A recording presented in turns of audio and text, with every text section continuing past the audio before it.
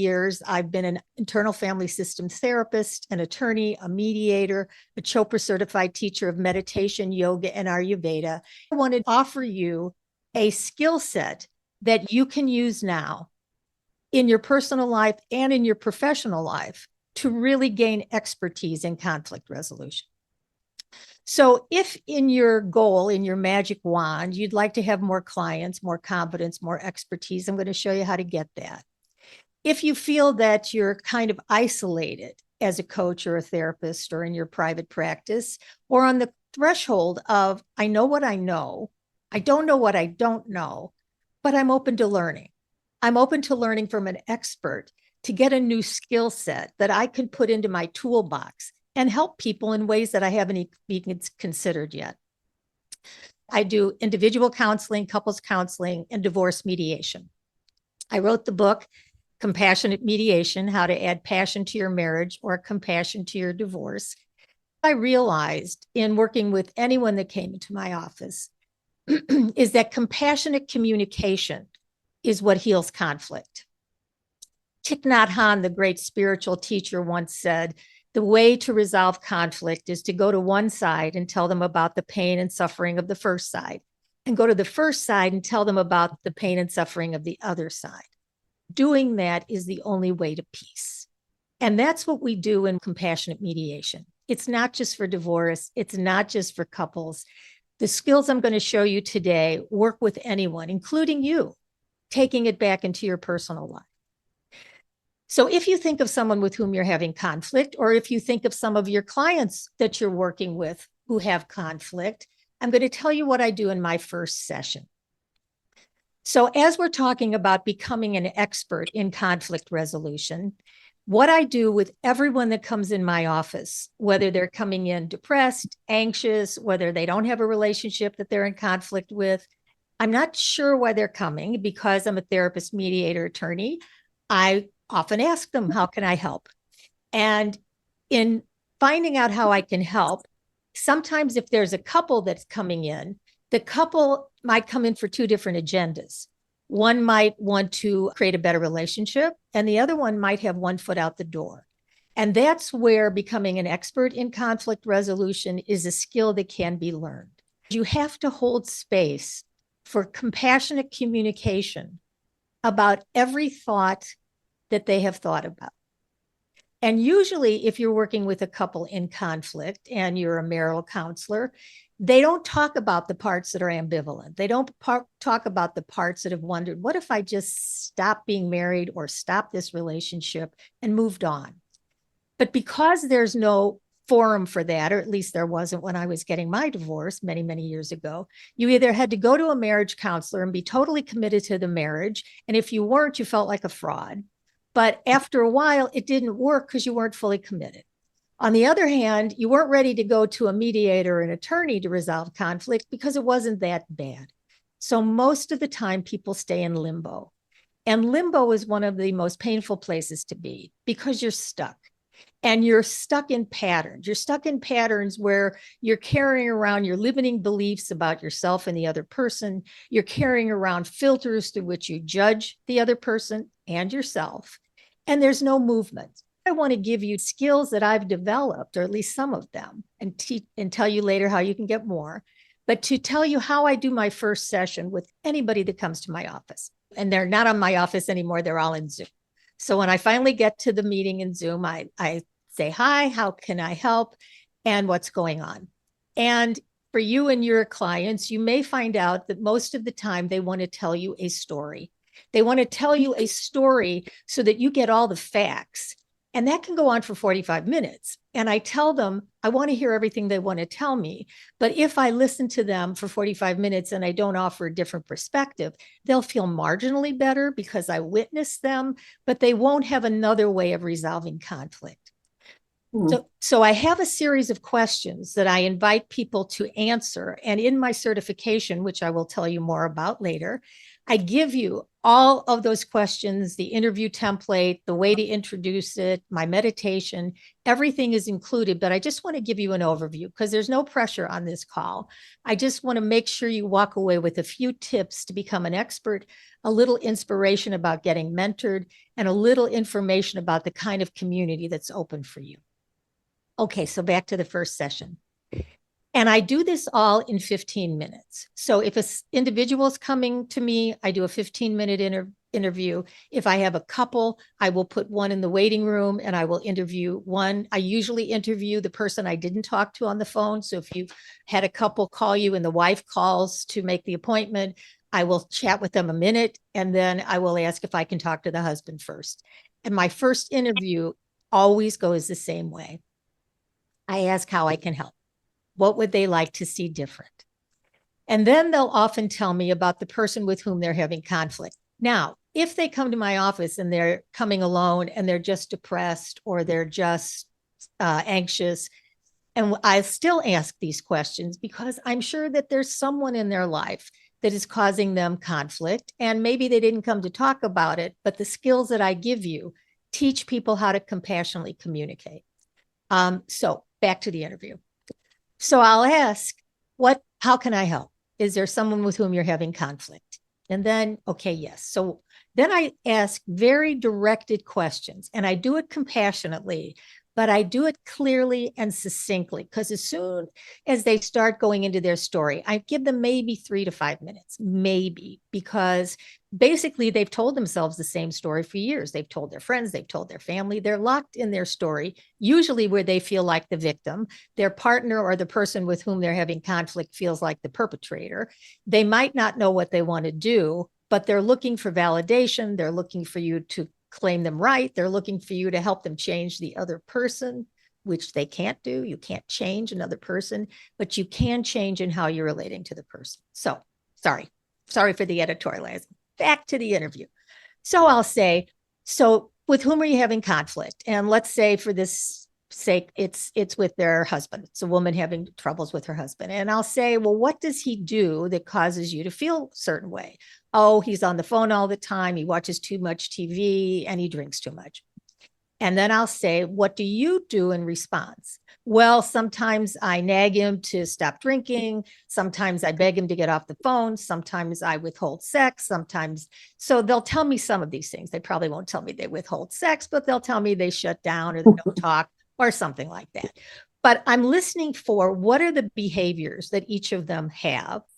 How does it affect the other person? And what do they think about what's going on? So she'll tell me what he does and what she does. And then I'll ask her, now, if I were talking to your husband, what would he tell me about you?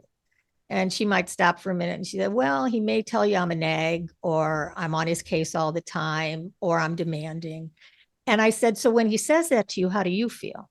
And she said, I feel bad. I said, but then what do you do? Well, I yell at him or I go shopping. So I'm taking notes on the parts that they're describing. I'm taking notes on the fact that she's hurt. And instead of being hurt, she manages by trying to talk her husband into doing something different. And when she can't do that, but she's still hurt, she goes shopping or she yells or she gets withholding. So I'm listening to the behaviors, the thoughts, the feelings that they have. And I'm writing all these down. And then I will ask her, if you had a magic wand, what would you like to see happen? And then she'll tell me, oh, I want to see him stop drinking, get off the phone and be more available for sex or be more available to me. And that tells me she wants to stay together. She wants to figure out a way to stay together. And then sometimes I'll ask her, what's in the way of that? And she'll go back to everything he's doing wrong. And then I'll ask, do you have a word for spiritual? And I'm not looking for religious. I'm not looking if they go to temple or church. I'm looking to see what word do they use? Higher power, universe, God. And then I will ask, where is this energy? Where is God? All around? Yes. Where else? Inside. And then I will tell her in my blurb, which I will give you in a couple minutes, is how I introduce the concept of your higher self. Okay. And it's that God in you, that energy in you.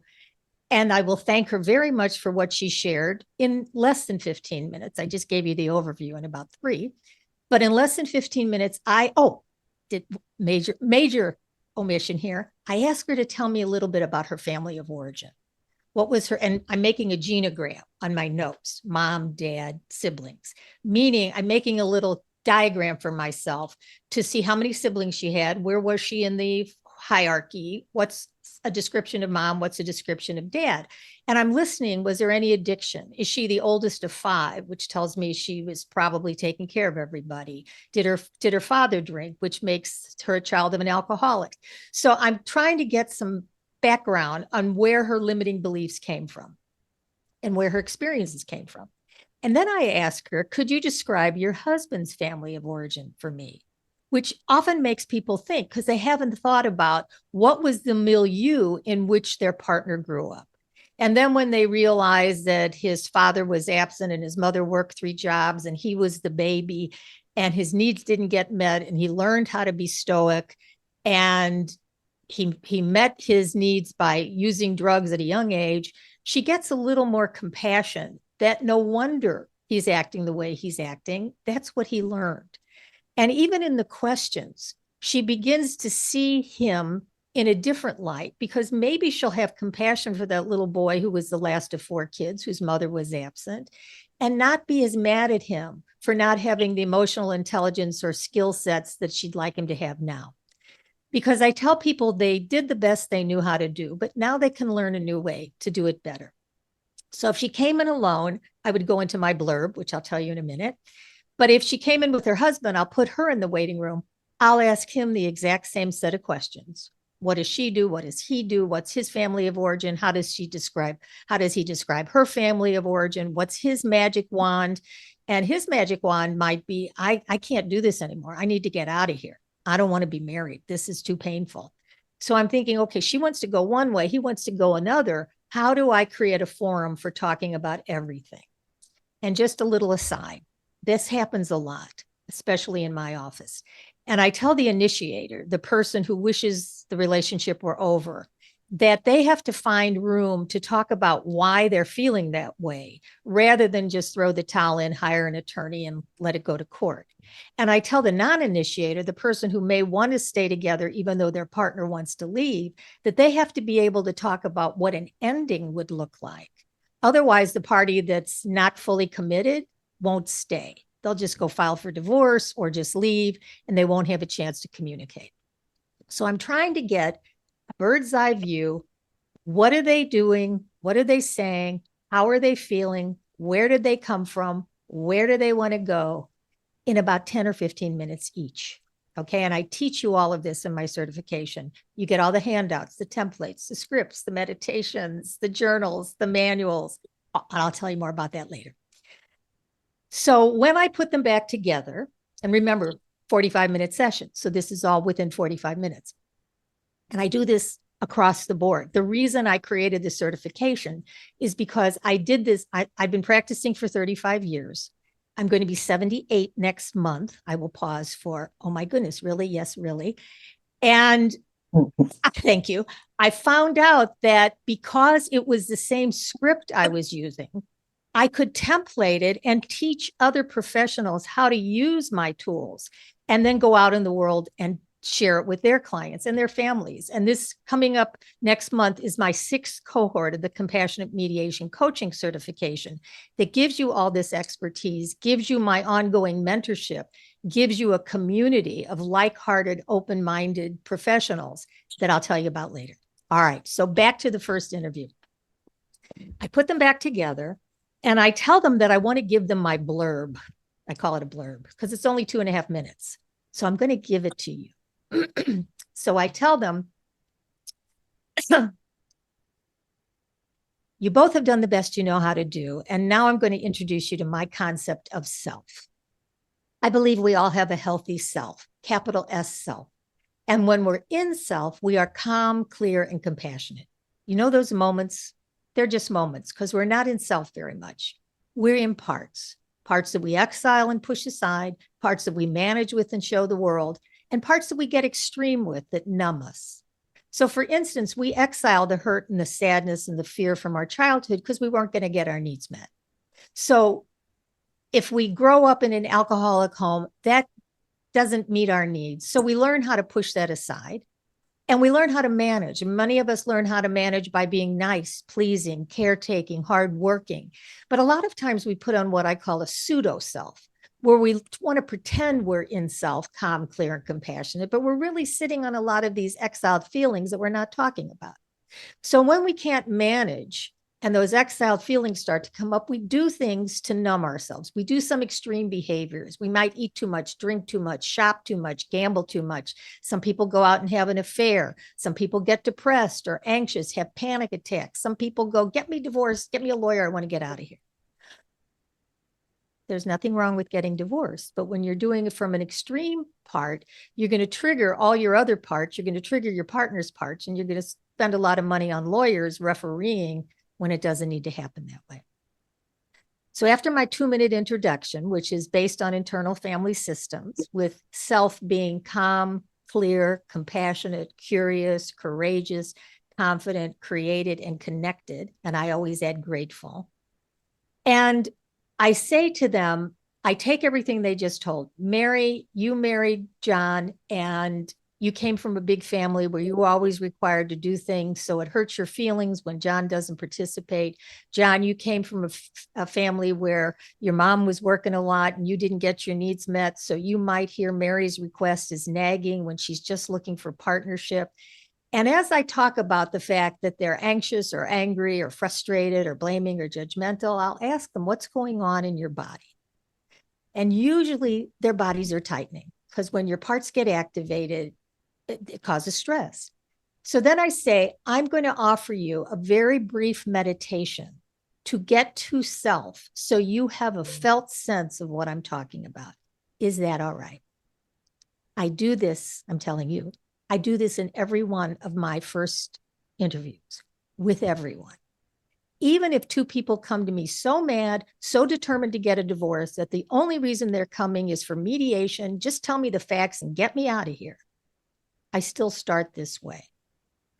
Because figuring out what a divorce would look like, a separation, the finances, the children, the house, that's not hard. What's hard is to help them each get to their higher self. So then I ask them for permission and I give them this meditation. I'm not going to do it now, but I will show you how to reach it later. And in the certification, I give you the script for it so you can use it in your sessions with your clients, and you can use it for yourself with anybody in your life. And basically what it does, I ask them to take a few belly breaths. In fact, take one now with me if you would. Inhale, abdomen out. Exhale, belly button back to your spine. Good. One more. Inhale out. Exhale, belly button back to your spine. Good. I have them do that 3 times. And the reason I do, even now, if you notice, it just makes more room for that higher self energy. Your to-do list, your judgments, your thoughts, they all calm down and you get more in touch with self. And then I invite them to gently close their eyes. And I invite them to imagine that their feet are growing roots to the center of the earth, and they're bringing up some positive energy, nurturing energy from the earth that goes up through their body, out the crown of their head, all the way to the sky, and invites down some energy from the sky that's very calm and compassionate. And then I ask them to breathe even bigger than themselves, so they surround themselves with this calm, compassionate energy of self. And then focus that compassion inward. Start at the top of their head, scan to the soles of their feet, and notice inside themselves. Where are they tense? Where are they tight? Where do they have a thought or a feeling? And just notice those parts and let those parts notice you, being supported and surrounded by this calm, compassionate energy of self. And then I suggest, if they want to, imagine going through a doorway into a beautiful scene in nature. The air is perfect, the sun is shining, and you see a path that leads to a base of a mountain. And then I invite them to separate from their parts and go up in self as high up the mountain as they want. And in my mind, I'm going back to every part they mentioned in their initial interview. The parts that get angry, withholding, watch too much TV, are sad or scared or angry. I ask all those parts to just separate while they go up in self as high up the mountain as they want.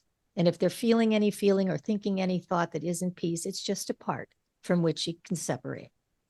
And then from the top of their mountain, without all their parts attached, I ask them to picture their partner at the top of their mountain without all their parts attached.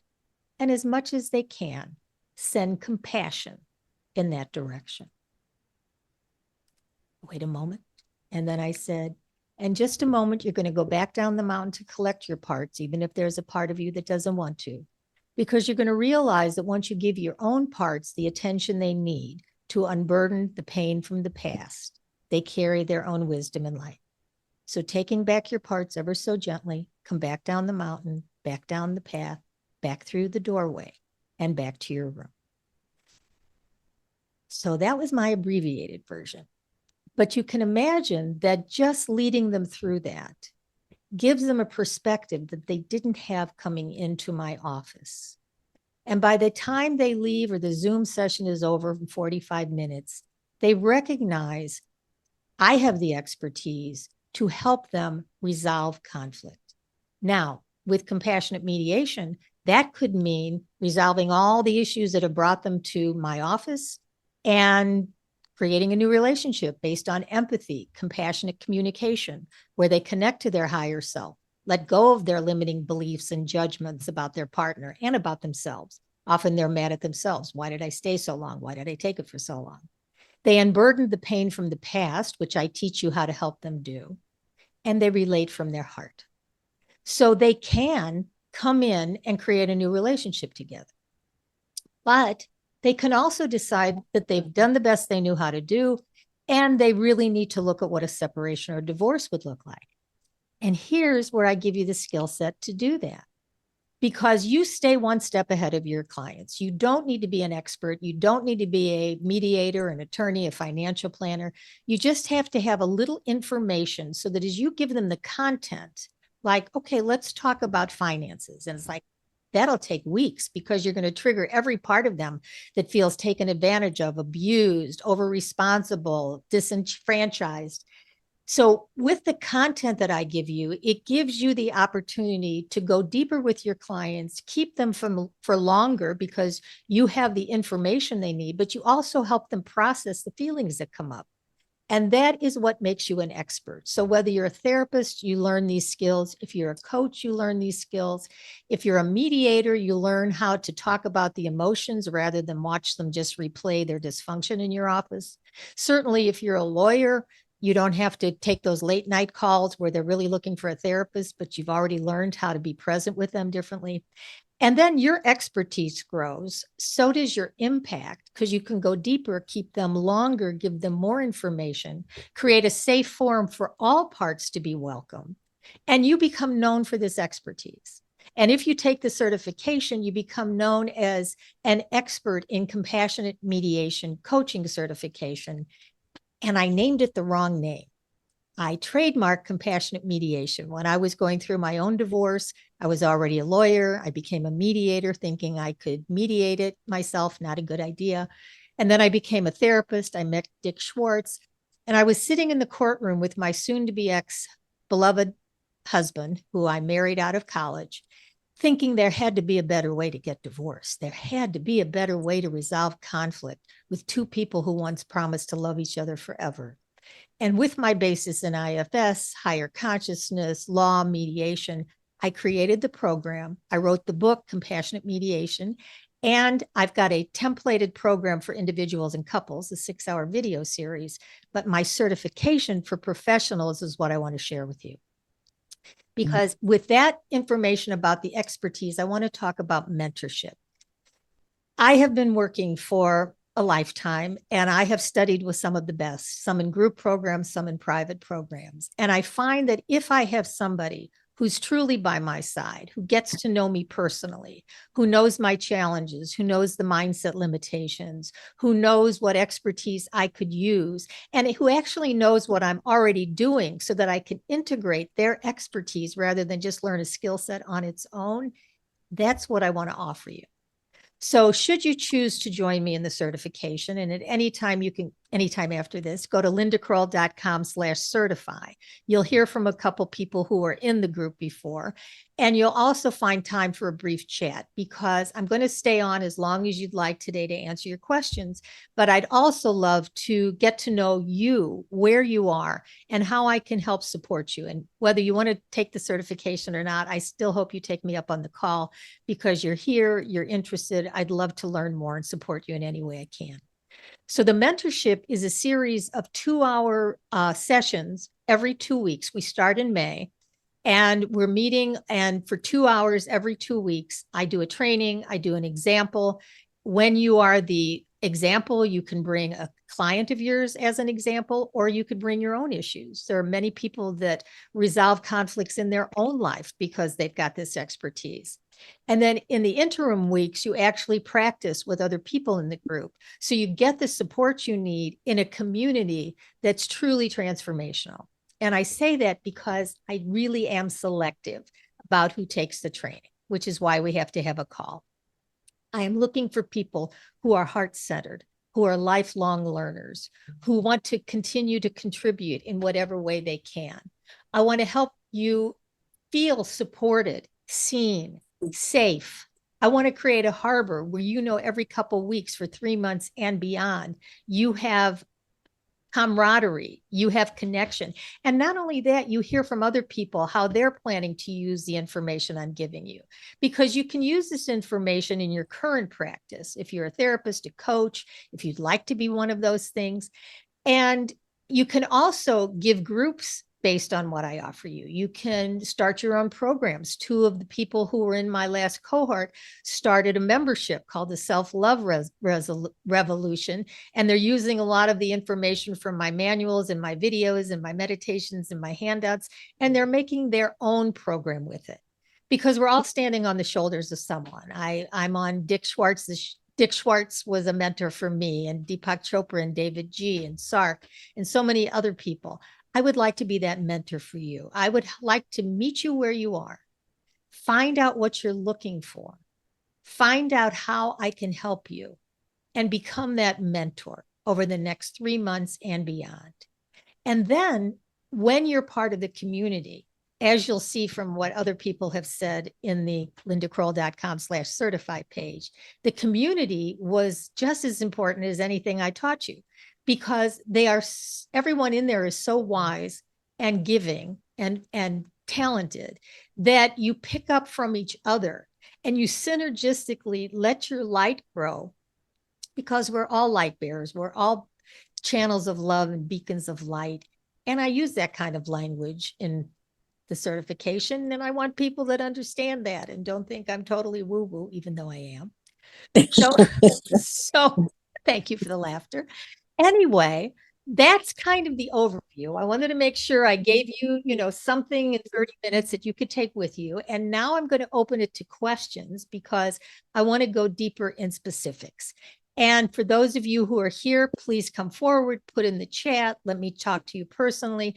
And for those of you who are listening to the replay, please direct message me or go to lindacroll.com/certify and find time for a chat so we can meet each other and support each other. And also you can go to lindacroll.com/CCC, 3 C's, and it has my guided meditation in it. So even if you don't take the certification, you can at least be introduced to the guided meditation, my relationship assessment. I think you even get a chapter of my book.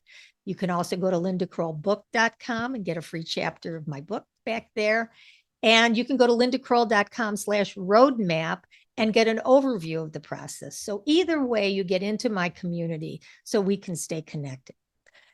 So I'm going to take a breath. I know I gave you a lot in 30 minutes. I'm sorry I rushed, but I wanted to make good use of your time. So in conclusion, for this part, you can become an expert, both for your personal life and your professional life. You can get more expertise, increase your income, your impact, become an expert. You can become the leader in your community. As you become the leader in your community, because you have taken this expertise, join me in the certification, you will feel confident no matter who comes in your office. an individual, a couple looking for marriage counseling, couple not sure what they want to do, you will have what to say and what to do. Because I know in our training as therapists, coaches, mediators, we have a lot of information. We have a lot of information that we then have to synthesize when we're in the field. I want to be in your ear, by your side, when you're in the field, so that you know, oh, this is what I ask, and this is how it goes. And you use my templates a few times, and then you make it yours. So it's like, I know exactly what to say. I know exactly what to say if they bring this up. I know exactly how to intervene. I know how to help them look at their limiting beliefs. I know how to help them work with the parts that are stuck. I know how to help them unburden the pain from the past and heal their inner child. Why? Because I've taught you how to do this. And then if people come in and they really aren't sure if they want to stay or go, you know exactly how to help introduce them to self and parts, guide them up the mountain, introduce compassion. You know, because I give you the handout, how to teach them how to listen to each other with empathy. I have a miracle of empathy handout where people, instead of talking about their judgments, you did this, you did that, you talk about the feelings that are personal to you, which include your sadness, your hurt, and your fear. And then you help the other one learn to listen, understand, and empathize, because they're not feeling judged, they're not feeling blamed, they don't have to defend themselves, and they can listen from that top of the mountain meditation place of higher self and really say they're sorry. But really, first of all, use the words. I hear you say that when I yell, you get hurt. I understand that when I yell, you get hurt, which is important to say because most people don't put in the understanding. They just say, okay, I hurt you. I'm sorry, move on. But it teaches them how to take a breath and understand. And it gives them a template for saying, I'm sorry. I don't want you to be hurt. I want to learn a new way to communicate, and I'm sorry. And the other party can say, thank you. I'd like us to communicate better or come back for another session or take a breath or something. So I teach you how to teach that to them. And then I teach you how to help them explore their options. Because when there's conflict, people have options. They have options to do their own work. They have options to go into counseling together. They have options to create a date night and create more fun. They can go to a sex therapist and learn how to improve that. There's a lot of options. And sometimes an option is how to separate. What needs to be considered? They can separate in the house. They can separate outside the house without any legal information. They can do a legal separation. They can do a post-nuptial agreement. I give you all these options for you to give your clients so that you stay one step ahead. And then I teach you how to talk about finances and the law. Not that you have to be the lawyer or the financial planner, but just give you a skill set that says, here's how you introduce it. Here's how you process what comes up around it. And here's how you guide the conversation to create a safe forum. Because I don't know if you're like me. When I first started out, I used to think I had to have the answers. I used to think they came to me as the expert. I would fail if I didn't resolve it for them. And that's not the truth. The truth is what we share with them is our heart, is our soul, is our higher self. What we model for them is how to be a compassionate witness to what's ever going on without judgment. And as we model that for them, they can practice it for themselves and they can practice it with each other. And the reason that I offer you my mentorship is because often you have issues that are specific to you, specific to your upbringing, specific to your practice, specific to your other relationships or your current relationships. I want to help you specifically. And in the community, you get to process all of that, either generically or specifically with me or with some of your other cohort participants, and actually make the changes that you need to make to model more of that self-energy because you've healed your parts. So that's the overview. Oh, you're so welcome, Isabel. And for those of you that are still here, are there any questions? And then I'll let you go. So good to see Kathy, who signed up to be in the next cohort. I'm so grateful to her because we're going to have fun. Did I mention fun? We're not just going to learn, get support, talk about deep feelings, maybe cry a tear if we need to. We're going to have fun because each session we bring lightheartedness, we bring gratitude, we bring sharing our wins, we celebrate So that's what I want to be for you. Your chief cheerleader, your own therapist, mediator, attorney, spiritual coach, mentor in your back pocket. And it starts with a 15-minute call at lindakroll.com/certify. And let's see where it goes from there. There are no accidents. You showed up, you saw the replay, you've stuck around this long. Let's talk for 15 minutes and see where it goes. I'd love to hear from you. I truly appreciate your being here. I know you have so many places to be. Thank you for sharing this with me. I look forward to getting to know you. Namaste, as I always say, from my heart to yours. The light in me sees and appreciates the light in you. The self in me sees and appreciates the self in you. And I want to have fun and play with you and be your mentor and invite you into this wonderful community. I look forward to staying connected, and I'll talk with you soon. Bye for now.